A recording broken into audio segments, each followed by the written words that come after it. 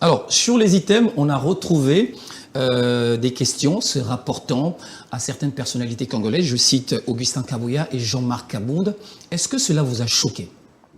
Ça ne peut pas me choquer. D'abord, moi-même, je suis professeur des universités et puis un intellectuel. Mais ça a choqué l'opinion. Un intellectuel organique. Vous comprenez? Et toute l'opinion n'a pas été choquée. Au contraire, je peux considérer, si je n'ai pas de médias, c'est trop structurel.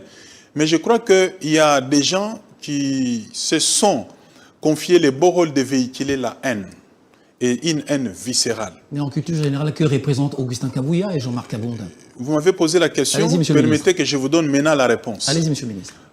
En tant qu'enseignant, et ce matin, j'ai échangé avec un autre enseignant, il faut faire la part des choses dans la culture générale. Dans la culture générale, il y a la culture savante. Il y a également la culture partagée. La culture savante, c'est celle qui est enseignée justement dans les salles de classe, c'est celle qui est puisée dans les manuels savants des spécialistes, un spécialiste d'histoire, un spécialiste de physique, de chimie, de biographie. Alors tout ça c'est puisé dans les écrits des spécialistes, des savants, et ceci permet à l'enseignant de faire la transposition didactique.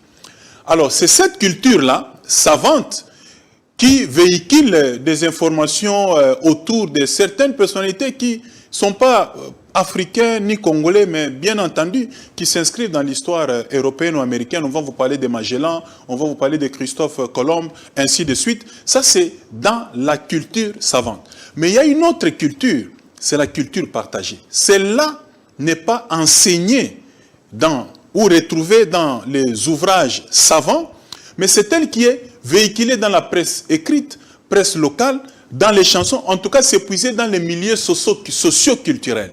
Et c'est cette culture partagée qui est complétée à la culture savante, qui donne la culture générale. La culture générale, c'est la culture savante plus la culture partagée.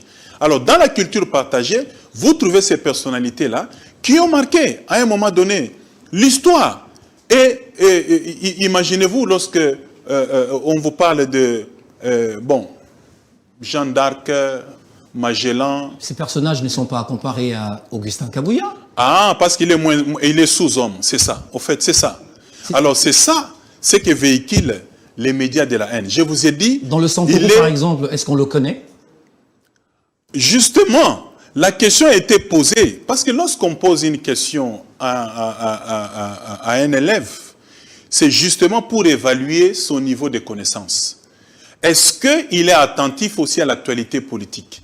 Est-ce qu'il est attentif à tout ce qui se passe dans son milieu socio-culturel? On essaie un peu d'éveiller aussi sa conscience, d'éveiller aussi, n'est-ce pas, son niveau intellect, de vérifier un peu si l'élève a aussi l'idée de recherche. Au-delà de ce qui lui est enseigné en classe, est-ce qu'il a aussi un esprit de recherche? Au-delà de ce qu'il lui a annoncé, qu'est-ce qu'il peut avoir appris déjà en dehors de la classe et stimuler en lui l'esprit de recherche? Au fait, c'est ça.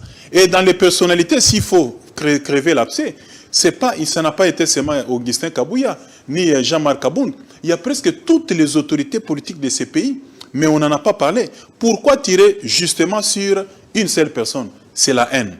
Et d'ailleurs, je voulais vous dire, parce que tout est remonté même vers moi pour dire non, c'est le ministre, il est d'élite de peste.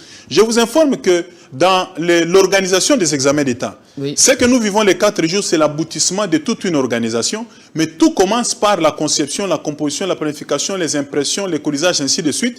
L'examen d'État se compose déjà au mois de mars par des inspecteurs spécialistes en français, en histoire, en physique. On les enferme quelque part.